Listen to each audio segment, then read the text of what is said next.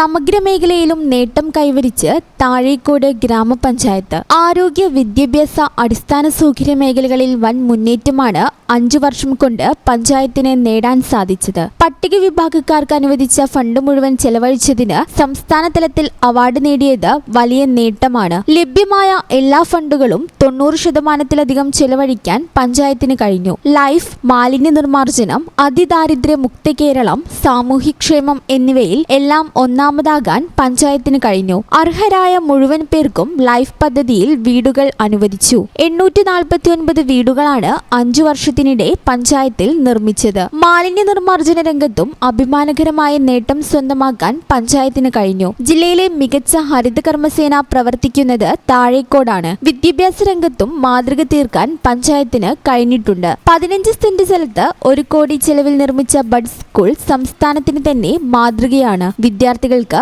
പഠനോപകരണങ്ങൾ, പഠനമുറി, laptop, scholarship എന്നിവ നൽകി. അങ്കണവാടികൾക്ക് സ്വന്തം കെട്ടിടമൊരുക്കിയും സ്വന്തം സ്ഥലം കണ്ടെത്തിയും പഞ്ചായത്ത് മാതൃകയായിട്ടുണ്ട്. 5 വർഷക്കാലം പിന്നീടാണ് 2020 ഡിസംബർ 20-നാണ് ഈ ഒരു ഭരണസമിതി അധികാരത്തിൽ വരുന്നത്.